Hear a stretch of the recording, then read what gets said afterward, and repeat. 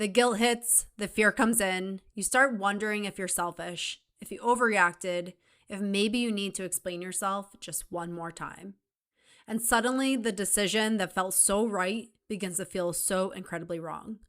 This is the part of choosing yourself that I don't think we talk about enough, because the decision is often only the beginning. The real work is what happens when choosing yourself disrupts the roles, relationships, and patterns that have made your nervous system feel safe for years. This episode comes from a live event I recently taught, and I want to share part of it with you because we unpack what I call the perfect storm that can happen right after you choose yourself, and why knowing what you need to do isn't always enough to help you stay with it. If you've ever thought, I know this isn't good for me, so why do I keep going back? This episode is for you. So if you're new to me, I just want to introduce myself. I am Kelly Kessler. I'm a doctor of physical therapy, transformation coach, and the host of the podcast, Rewiring Health. And I help high achievers move from self-abandonment to self-loyalty. I just want to share what self-abandonment is so that way you can really maybe see some of these patterns in yourself, because it's exactly what we're talking about today. Self-abandonment is where you prioritize others' needs, wants, and desires above your own, to the point that you compromise yourself. It's when you quiet your own voice. It's where you shrink your truth. It's where you try to make sure everybody else is okay. You take on the emotional burden of making sure everyone else is okay at your own expense. And it's typically very subtle. We learn these patterns very, very early on as a survival mechanism. And it's only when we get to later in life we realize how much it has eroded our essence and how much it has cost us in the long run. But typically it's just a small erosion over time. It's not usually something you see. It's that you get to a point and you look back and you're like, wow, I have been living a life for everybody else, but not for myself. And that's exactly what we're talking about today. So today we're going to talk about why after you choose yourself, you want to go back, well, not want to, you end up going back into self-abandoning patterns. And this, I want to say and preface that this is typically subconscious. So this is not something that you decide that once I choose myself, I'm going to go back into all my old ways. It's very much a survival mechanism. It's something that you've learned that keeps you safe, even though it doesn't necessarily serve your highest desire or your happiness in life or fulfillment in life. And so this is something that I know so many people experience, that you finally get to a point where you see that you have been tolerating certain behaviors or actions from others, or maybe from your job or situations that you are no longer willing to tolerate. It's pretty much gone to that point where the pressure has built so much, or something happens where you start seeing things for how they are, not the fantasy of what you want them to be. And you get to a point where you can't unsee it anymore. It's just so blatantly obvious that this is how it is. This is how it's always been. It's not going to change. So now I have to decide, am I willing to tolerate this longer, or am I no longer willing to tolerate this? And that really is the pivotal moment where you start to recognize that I need to start choosing myself.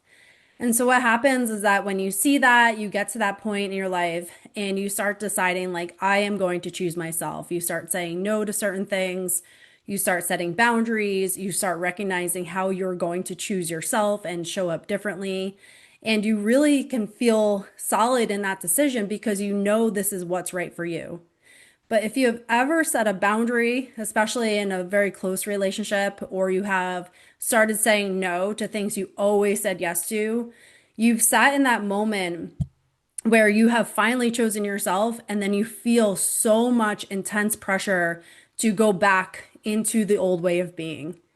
And this is where this perfect storm comes in, because I'm going to talk specifically about boundaries because that's something that I know really impacts so many people. But when you set that boundary specifically, it could be at work, a close relationship with family, whatever it is, when you set that boundary, this is where that perfect storm comes in.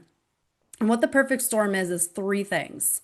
It's internal pressure, identity, and external pressure. So I'm going to break down each one of those for you.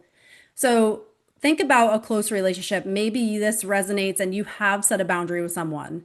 I know this is something I've experienced, and I'll share a story shortly here of my own experience. But you set the boundary, you finally say, if you continue to do this, I am going to do this. And you have internal boundaries where you're no longer putting yourself in situations that are draining or compromising your own health. And when you set those boundaries, you may feel very solid in them. But then internally comes this guilt that, did I do something wrong? Am I being a selfish, bad person for doing this? Because I've always shown up for this person and now I'm not anymore. Then comes the worry and fear. What will people think of me? Because now I've completely changed the way I'm showing up. Are they going to think less of me? Are they going to think I've completely changed my way of being? You start worrying about the repercussions of that. And then you also worry about the tension that it could potentially cause, because now that you're not showing up the way that it was expected, now that can cause relational tension. So you worry about a fallout happening in a relationship, or you being alone because now you've chosen to show up differently, and how are people going to react to that? So there's all these internal pressures that you're experiencing the minute you choose yourself. And this is something I don't think is talked about often, because everyone showcases choosing yourself as sunshine and butterflies and everything is great, which it can be. It can be very liberating. But there's also another side to it, and I think that also needs to be discussed. And that is exactly this. Then there is the identity part of it, where you likely, if you are someone who has abandoned yourself through relationships and are always the person who's dependable, the overgiver, the one who gets along with everybody, the peacekeeper, if you've identified subconsciously as any of those, the minute you start shifting your behavior outside of that, that can be very jarring to your identity.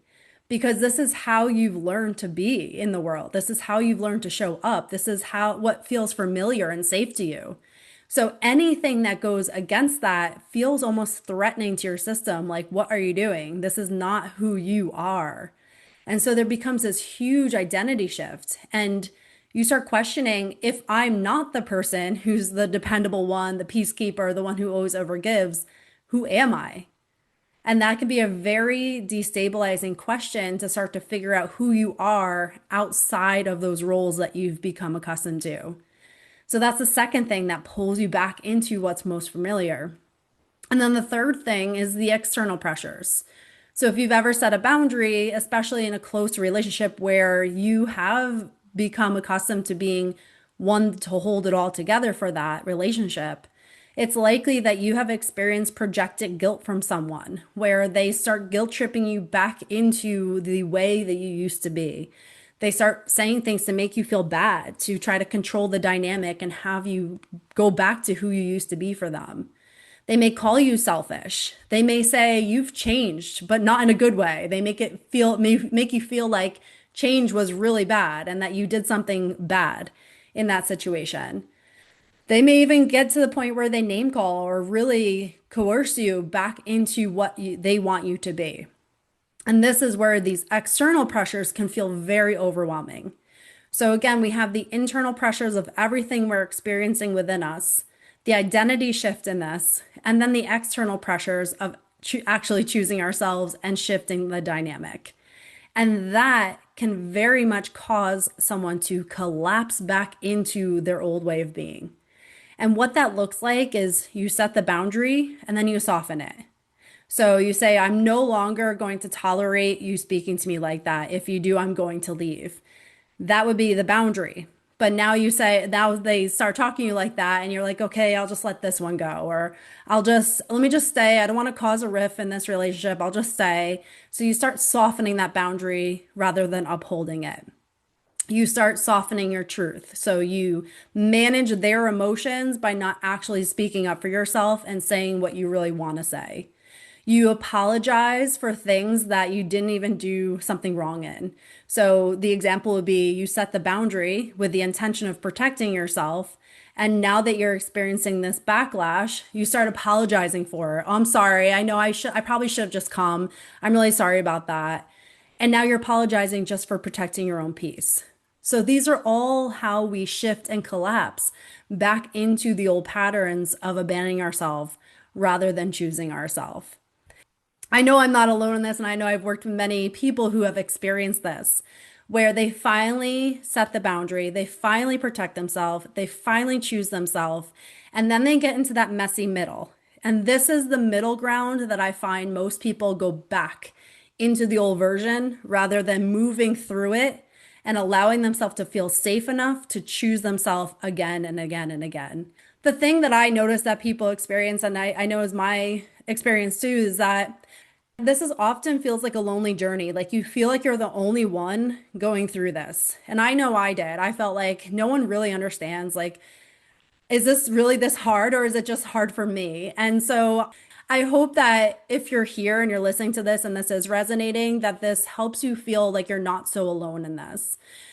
And I want you to understand this because you could often feel like, what is wrong with me? Like, why do I keep going back into this even though I know better? So it could be an unhealthy relationship.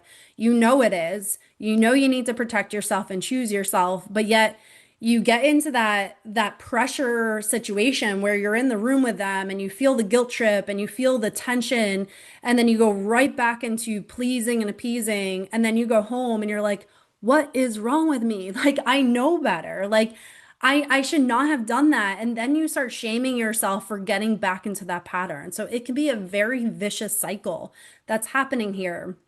And I want to normalize that because this is not something that you're consciously choosing. This does not showcase that you are weak. This does not mean that you're a bad person. This truly is survival. And this is your nervous system responding in the only way it knows how to. And when you start to experience the guilt, the fear, you feel the pressure from others, your nervous system responds as if it is an actual threat. Because we're wired for a sense of belonging. We want to feel like we belong to our tribe, to our people. We want to feel connected. And anything that disrupts that or potentially disrupts that truly feels like a threat to our system. And that is how we are wired, because back in the day, we had to rely on the tribe for survival. We had no other choice. And when we feel like there's a possibility of disconnection, we will do whatever we need to do to restore that connection because it feels like survival. It's the same thing with your parent or caregiver. That was a connection that you needed for survival as a child. So you likely learned to show up in a certain way. If you had an overly critical parent, you learned very quickly that you needed to do and say whatever they expected you to do just to keep the peace and harmony in that relationship. If you grew up in a scenario where you spoke your truth and then you were maybe shamed for it or punished for it, you learned very quickly to hide your truth because it's threatening to share it. And so you continue to quiet your truth. You continue to downplay what you really feel. And in the long run, you end up disconnecting from your truth because that becomes the safer route. And so that is why so many people get to the point where they finally recognize, I'm not tolerating this anymore. And then they want to make that jump to the place where they can finally choose themselves, speak up for themselves, honor themselves. But that middle ground is so destabilizing that they may not have the capacity in their nervous system to tolerate that in that moment. And that's why at the time it feels safer to go back to the familiar than to choose the unknown.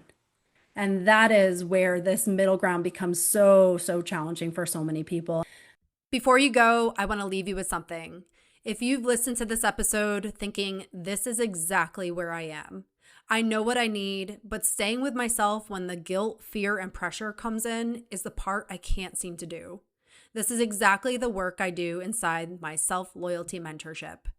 Because there's a gap between recognizing that something needs to change and actually feeling steady enough to live differently. You may already know the boundary you need. You may already know that it isn't working. You may already know exactly what you want. But when someone is disappointed, the guilt hits, or your nervous system starts pulling you back to what's familiar, knowing isn't enough. Inside the Self-Loyalty Mentorship, we work together to help you build the capacity to stay with yourself in those moments.